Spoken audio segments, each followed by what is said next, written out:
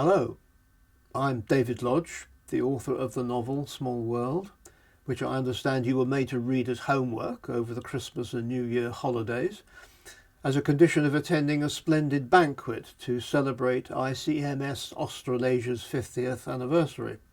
I hope you're all sitting comfortably and have had enough to eat and drink to make you receptive to my talk, but not so much that you fall asleep. I've given many talks in my life in a variety of situations, but this is a new one for me. I can't see you or observe your reaction to what I say, so feel free to boo. When Brian Holiday first invited me to be a virtual guest speaker at your celebration, he explained that Small World was the only work of fiction he'd ever read that covered, to use his own words, the wonderful world of conferences. He was curious to know why I wrote it and what personal experience it was based on, and obviously he hoped you would be interested too. Though the subject area of the conferences I have attended, literature and academic literary studies, is probably not one that most of you have been concerned with.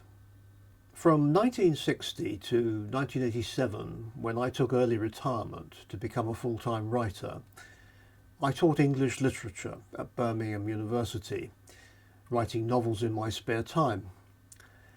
In those days there was an annual conference of university teachers of English, which I often attended. These were hosted by a different university each year, and were accommodated in a college or hall of residence whose student occupants were absent during the Easter vacation. You will have gathered what these occasions were like from the first chapter of Small World, somewhat lacking in glamour, excitement and creature comforts. In 1977 it was Birmingham's turn to host the conference, and I volunteered to organise it with a colleague's help, so I have some personal experience, on a smaller scale, of the challenges of your professional work. I think we did better at Birmingham than a conference I went to at Nottingham University in the late 1960s. The attendance was under 50. Most members of the host department boycotted the event for some reason, and the kitchen staff walked out because an irate academic swore at one of them, leaving us to eat cold food or forage locally for fish and chips for the rest of our stay. At the end of 1978, I was invited to be a guest speaker, all expenses paid, at the annual convention of the Modern Language Association of America in New York, which couldn't have been more different from the English conferences I had attended. 10,000 academics swarmed around 2 skyscraper hotels in Midtown Manhattan for 3 days, speaking, debating, networking and partying from early morning to late at night. If you read to the end of Small World, you will know that this event was the setting for the denouement of that novel.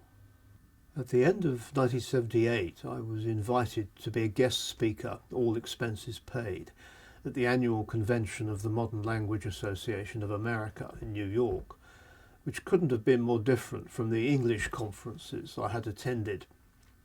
10,000 academics swarmed around 2 skyscraper hotels in Midtown Manhattan for 3 days, speaking, debating, networking and partying from early morning to late at night.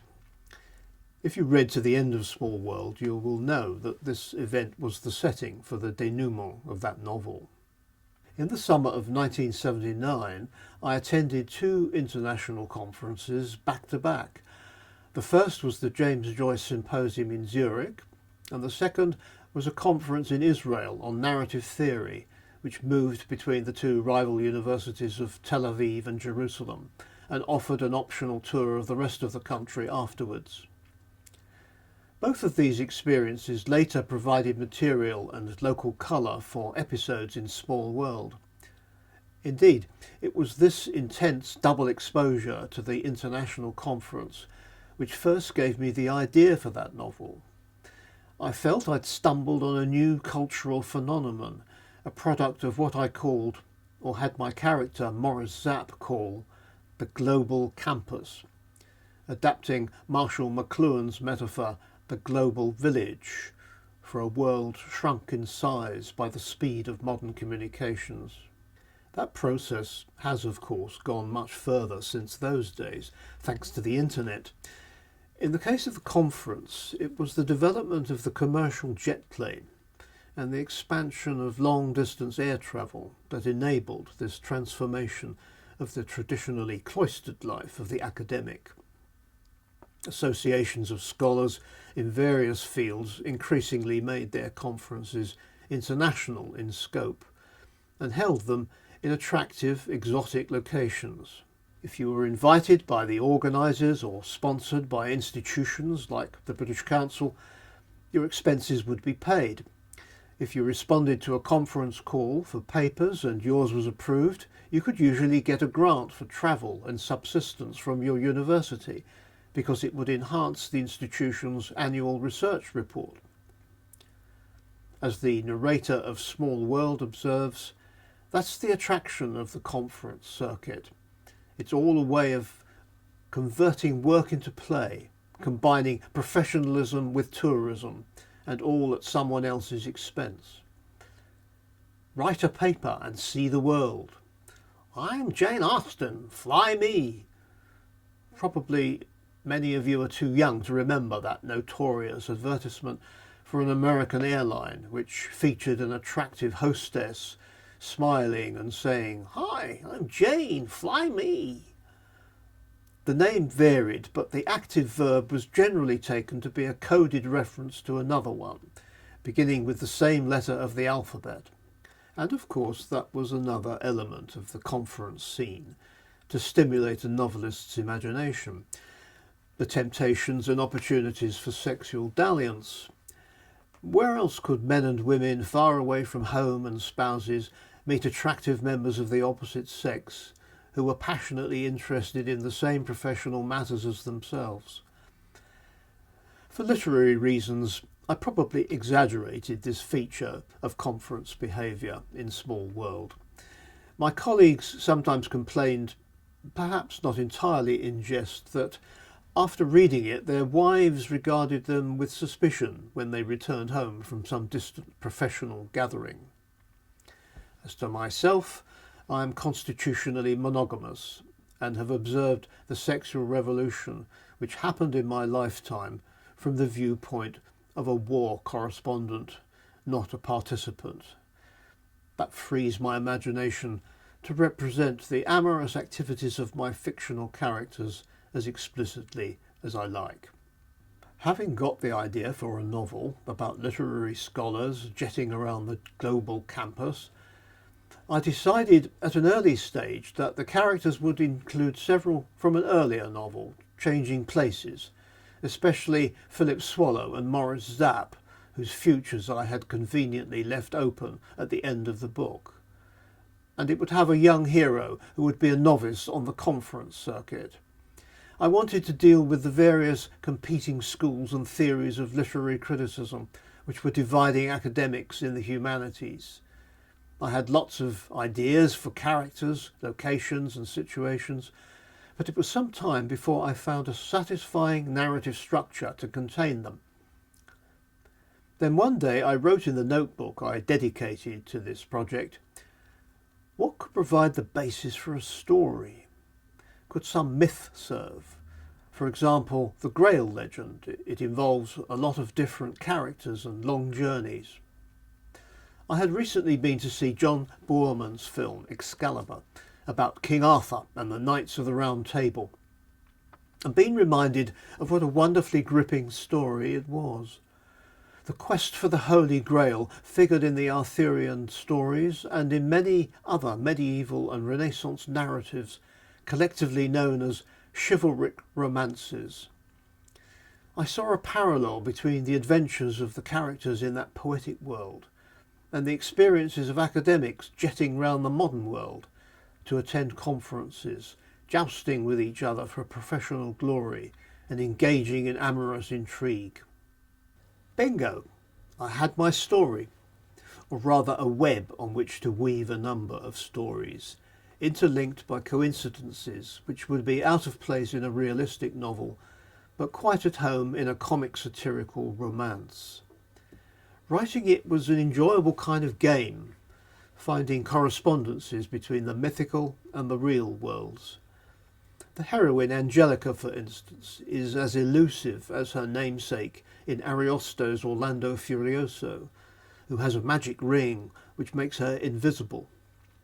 The name of the formidable Italian Marxist Professor Fulvia Morgana, who lures a panic-stricken Moritz Zapp to her bedroom, is close to Fata Morgana, the Italian name for Morgan Le Fay, the witch in the story of King Arthur.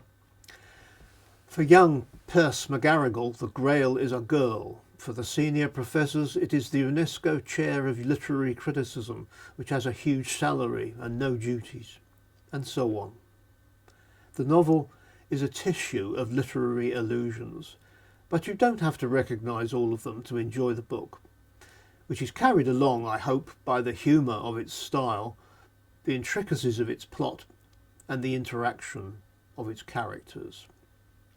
While I was writing it, I took every opportunity to add locations to the story, attending conferences or giving lectures in Italy, Ireland, Turkey, Poland and Greece.